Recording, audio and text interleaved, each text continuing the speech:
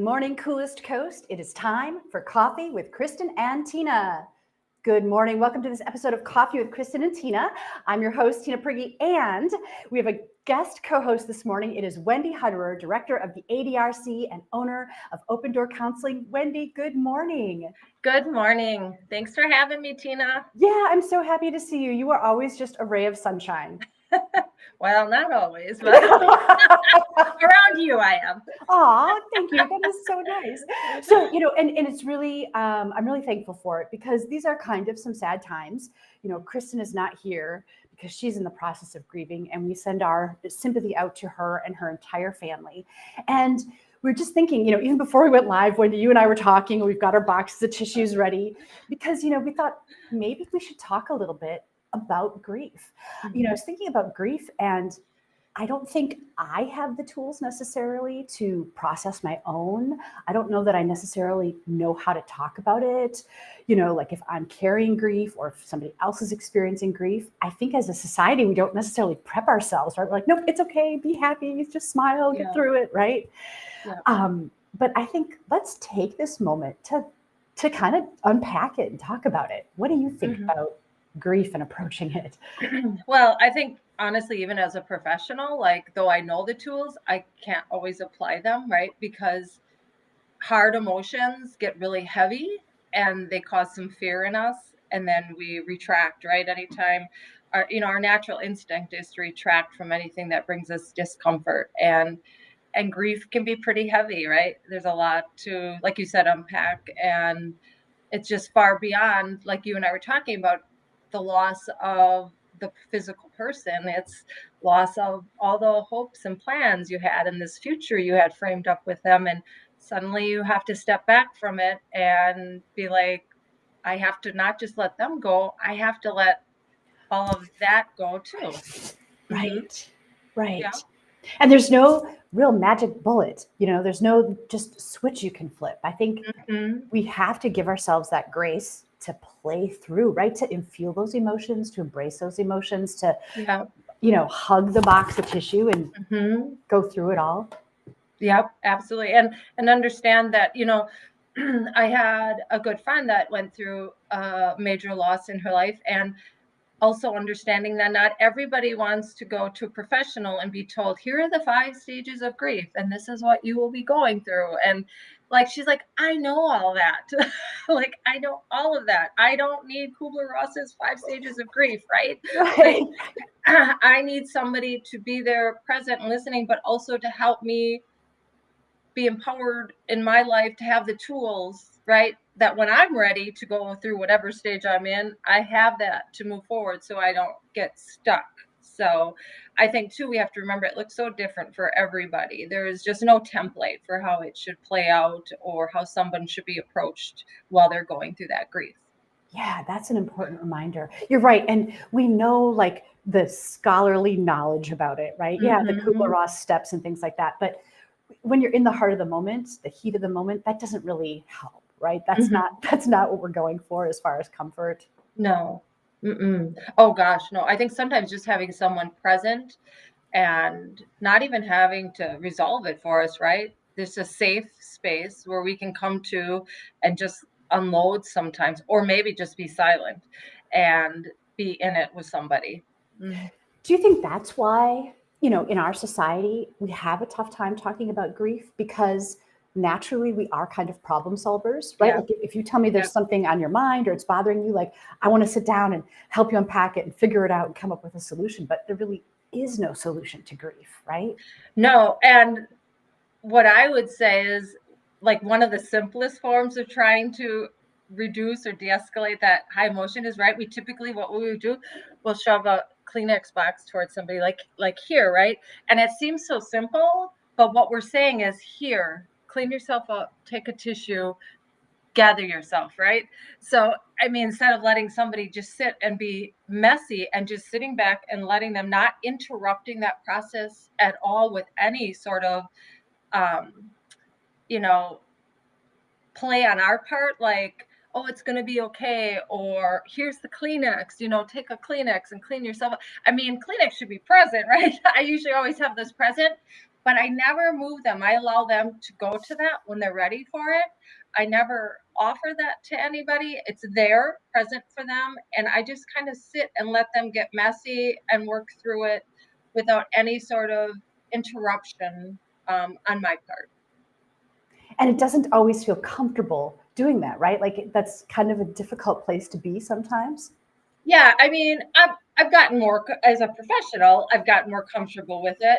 Silence is golden, and you do. But you're right. It's silence is hard for people to sit in, and we want to fix things for people. Um, so for me as a counselor, right? I've learned that I'm not there to fix. I'm there to assist, right? Them through their journey. So I've gotten comfortable in silence, but you're right.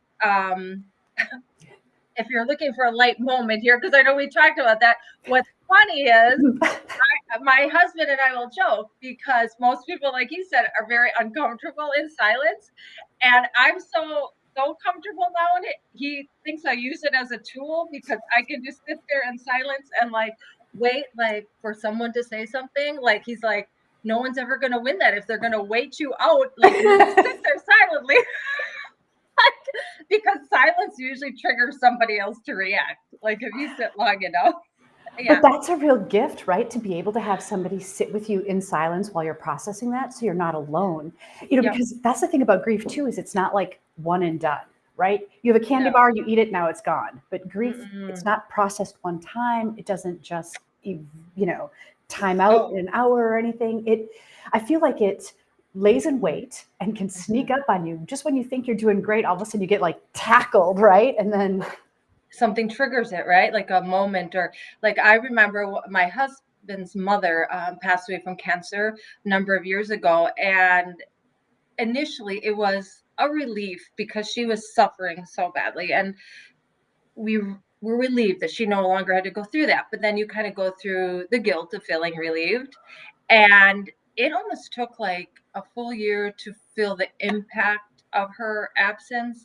Because I can remember leaving one of our kids' football games, I think it was, or something like that. And she lived further away. So typically I would call to let her know how those things went. And without even thinking of it, I went to grab the phone to call her and then realized like it was like I remember that very profound moment, like, oh, she's not there anymore, right? She's not there anymore for me to call and let her know how the boys did and whatever. So it was those moments, right? Those things, those normal habits, routines we had with them that when you start to unconsciously kind of go to those, right, and do them, that you hit, like you said, like a punch to the stomach, like, wow, yeah. yeah, viewers, if you're with us, this is, a difficult topic that we're kind of unpacking and playing with here today. Tell us, a little bit about your experience or how you have played through grief or how you've been there for somebody or, you know, what do you think of, what do you think about this topic, Mm. right? Wendy, I know that you've just completed an epic bicycle journey. And not only was Yeah. it awesome for yourself, but you had a purpose. Can you tell us about it? So we have been blessed with friends that went through a great loss in their life many years ago. So their son Brian had passed away at 7 of cancer, and I watched, like, I wasn't there present when they were going through it, but when I heard their story and the fact that they took their grief and they created this foundation that gave back to the families at St. Vincent's Cancer Unit, and they spent their energies giving back and helping those parents going through what they were going through and those families. And I just really struck me like, wow, that's such a great loss. I can't even imagine losing my 7-year-old, watching them suffer through something that horrible, and then immediately thinking outside of myself and being like, how can I help others that are going through what I did? So I just had this high respect for them. So when this opportunity came up for this bike ride, I thought for children's cancer, I'm going to do this and I'm going to do it in memory of Brian. And then, unfortunately, a long term family friend, her great nephew, had cancer and was battling it. So the first year was in memory of Brian. and then in support of Brooks. So it became Team Brian and Brooks. And oh my goodness, like the community, people in this space with me just came together with prayers and contributions and riding along with me and words of encouragement. And I saw this immense support come together for a common cause and saw so much good. Brooks unfortunately lost his battle. So now the ride is in memory of both Brooks and Brian. And as I was telling you, Tina, I understood what I was doing, but didn't until this year. I received some flowers sent to my office, and it was just thanking me for keeping the memory of their little ones alive, that people had forgotten them, that new people knew of them now. And because, their little lives were cut so short, and they had hopes and dreams for them, and right, as we all do for our children. And I thought, man, right, that I knew what I was doing, but I hadn't thought about it to that level. And it's like, that's true. Like all these people now that have been kind enough to come in support of this, they now know who Brooks and Brian are, right? These little boys, and they see their faces and they know that. So it's been a pretty profound journey, and so much more than just getting on the bike and putting on the miles. And I hope in some way it has helped them through their grief process. Well, and I think that whole experience that you just described, by the way, Wendy biked 200 miles. So that's bravo. But it shines a light on two really important things. One is talking about the people that we loved and lost, right? Keeping that memory alive. Yeah. And I think that sometimes my default is to not talk, you know what I mean? Like, oh, this package is painful. Let's just keep it wrapped up. But I think it's important to keep that memory alive, but then also doing something, right? Like you talked about the family that channeled their grief into this project to make it better for others going through that, right? Yes. You've got some grief related to this. And so you did this epic bike ride to like do something to raise awareness. So there's some, I think, value in, if possible, channeling grief into something. Yeah. Outside of yourself. You're absolutely right. And that's not about being insensitive to what we are internally going through. But I know for myself, and I'm a believer, that when we can start looking outside of ourselves and connecting with others is when we can really find, first of all, the supports we need, and helps us put things in perspective that I'm not alone in this, right? When I put this out here, when I remember others are going through it, it helps me connect, and it removes me from drowning internally in what I'm going through. When I can pull my head up above that and look around and connect with others. Right. Otherwise, that entire weight is on our shoulders if we try to hold it all in. And I think sometimes just by, even just saying, I am super sad right now. Can we just talk about something? Can I just tell you something? You know what I mean? And just letting a little bit of that out, like sharing it, sharing the burden really, I think, brings some lightness. Well, right. And we have in our society, unfortunately, like I've heard people call it toxic positivity or whatever, this idea that everything's okay, everything is great, and if we aren't there at that level of happiness all of the time, something is wrong with me, right? And it's unfortunate that we don't embrace all of our emotions that make us human, right? That really probably bring out our most human side, our compassion. When we go through tough times and grief, we truly, right, we are humbled by that. We realize how human we are. And when we can put that out there and share with others, they can connect to that and really heal through that too with us. But it's unfortunate that we feel like we have to give that standard, no, I'm good, I'm great, and slap a smile on my face, and that we don't embrace and feel like, no, it's okay. Really, it's great to probably show our more human sides and those vulnerable things that are going on with us. Yeah, it's okay to cry with others, right? I Mhm. hope so, because here we are, like on Right. this live stream. Right, yes. I Okay, I'm know. going to put up a little quote that kind of tied in nicely. I'll read it out loud too. It says, "Those who died yesterday had a plan for this morning." I don't know if I can do it. I don't know if I can do it, Wendy. "And those who died this morning had plans for tonight. So don't take life for granted. In the blink of an eye, everything can change.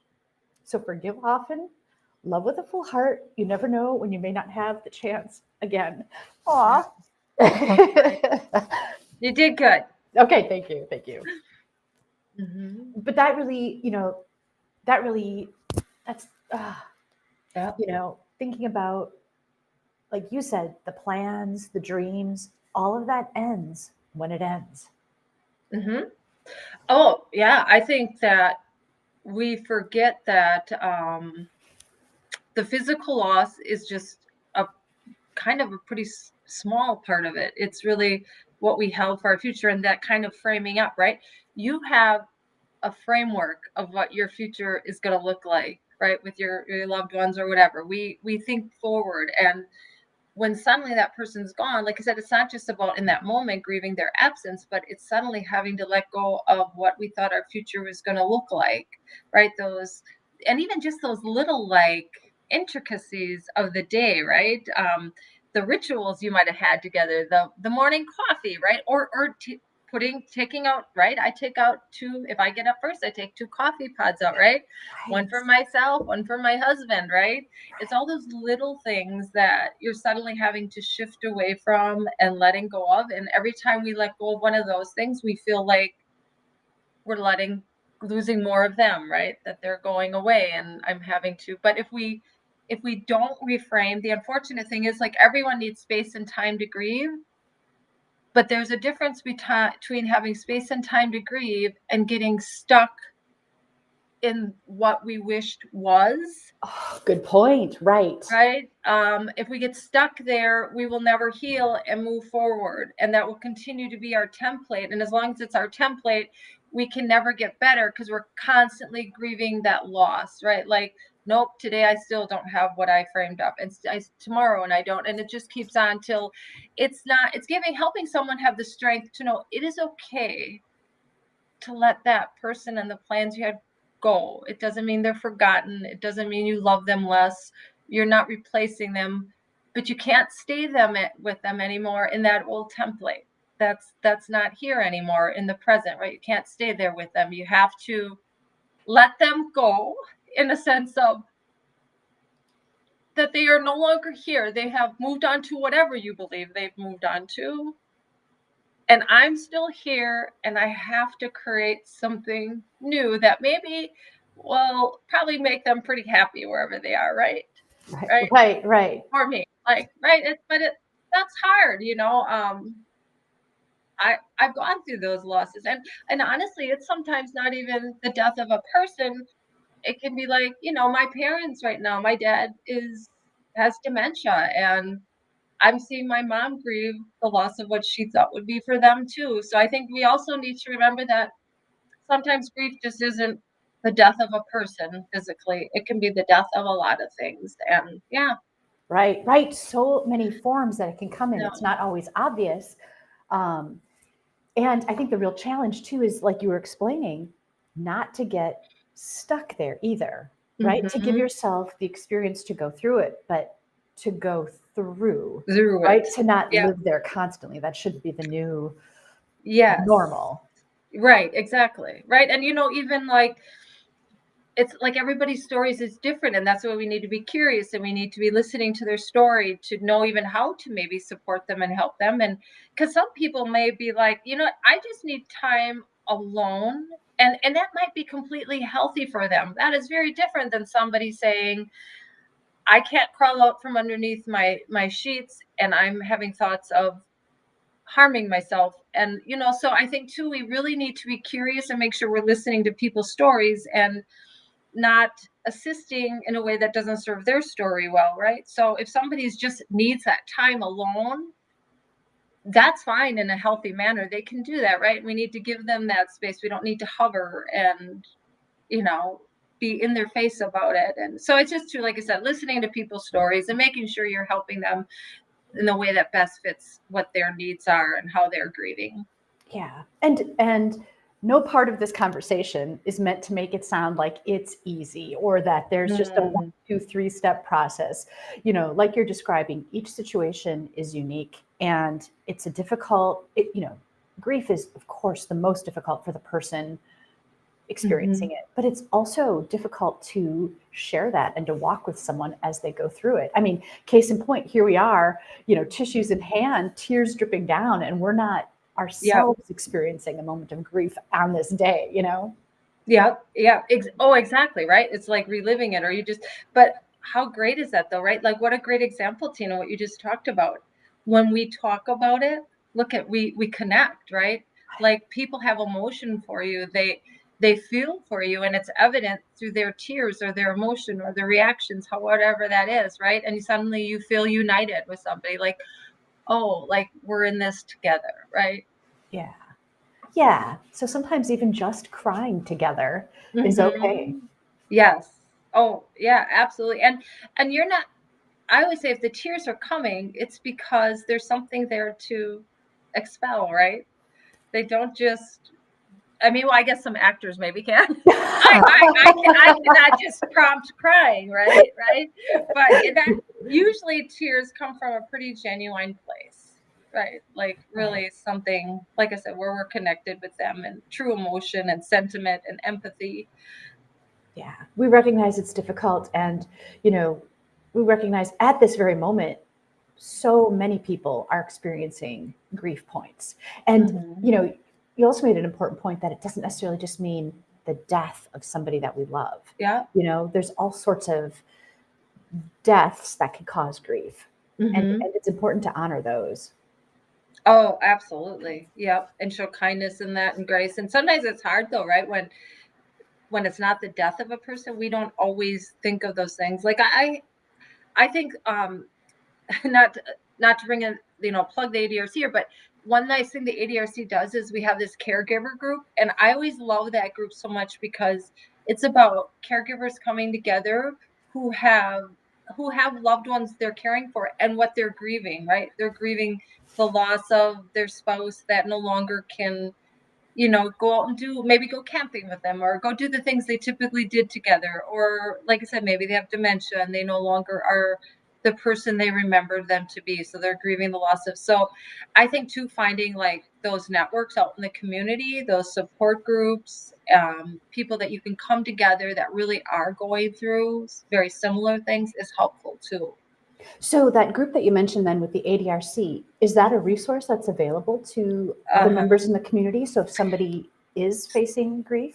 Yeah. So if they are, we have this class, it's called Powerful Tools for Caregivers. So it is for caregivers.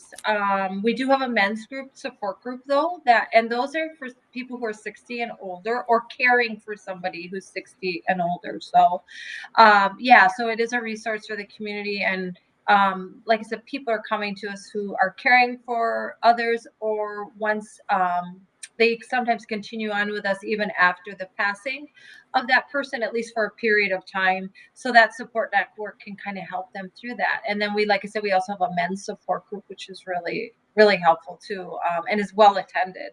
It's nice to see because men don't always have those support networks. Right. And it seems so valuable to have that opportunity to connect with others and recognize that you're not alone in what you're experiencing.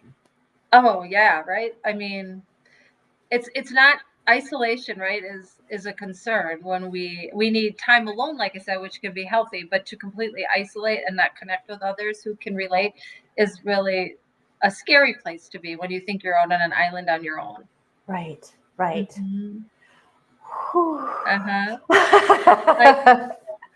I know. Where did the time go, Tina? I know. So should we bring it back around? Should we leave on a light note? I think so, yeah. All right. Here's the meme that has been making me kind of chuckle this week, and I'm pretty sure everybody living here can relate. And it says the weather just went from 90 to 55 like it saw a state trooper. I've been there a few times. And I will tell you, tears don't always work in that situation, but they do catch you. Cry on demand. Right, exactly. I saw one other meme too that caught my attention. I have to share this one. So Battleship, right? Popular game when I was growing up, probably still popular. This is the cover from like back in the 60s, 70s era. And it's funny because it's fun for the entire family, but you can see it zooms into the far right corner and the mom and the daughter are like busy washing the dishes while. Yeah. Well, they're having fun watching. They get a lot of joy out of watching the other two play Battleship. And so much joy making those dishes sparkle. Right. It is so fun. It's so fun. It is good times with the whole family. So I would love to see that box top reimagined. Okay, I have one more question for you and for the viewers. So I saw this post, and it's showing a piece of toast with butter and then chocolate sprinkles, like chocolate sprinkles that you might put on a donut or a cake. And now I didn't verify this, but it says that in the Netherlands, the citizenry, like from tiny tot to like adult, right? They butter their bread and then put a thick coat of hagelslag. So I don't know if I'm even pronouncing that right, hagelslag, but apparently the sprinkles, right? So like they'll eat this for breakfast or a snack. And I was thinking about it. And at first I was like, oh, but then I was like thinking, I'm like, I wonder if it's good. Would you try it? Oh, anything with chocolate on top and butter, I would try. So I absolutely, like, I'm looking at it and I'm like, yeah, I could do that. I mean, yeah, it's chocolate and butter. I don't know if anything could be bad with chocolate and butter. Yeah. I'm thinking it might not be bad, right? Yeah. So they're just talking like the jimmies. Is that like what I call them jimmies, like the sprinkles? Yeah, exactly. Okay. Yeah. All right. So just little chocolate jimmies or sprinkles on top. Well, now I will have to try it. I will let you know, Tina, how it is. Please do. Yes, viewers, if you try it or if you have tried it, let me know. I'd love to know. I do want to try it as well. But now, do you think it's true? Do you think this is really a Dutch custom, or do you think we're being punked? Like, let's see how many people will eat on toast. I don't know. I wouldn't have even thought of that. I would have just thought chocolate and butter. It doesn't matter. And if I enjoy it, then I'm not being punked, whether it's true or not.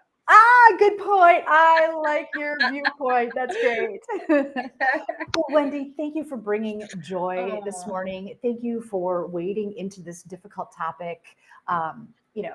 I think it was really beneficial that we had this conversation, and I really appreciate it. And I do, and my thoughts and prayers out to Kristin and her family too. Yep. During this time. So, well, thanks, Tina. I love spending time with you. It's always so nice. Agreed. All right. Thank you, everybody, for watching this episode of Coffee with Kristin and Tina with my guest host this morning, Wendy Hutterer. We will see you next time. Bye, everyone.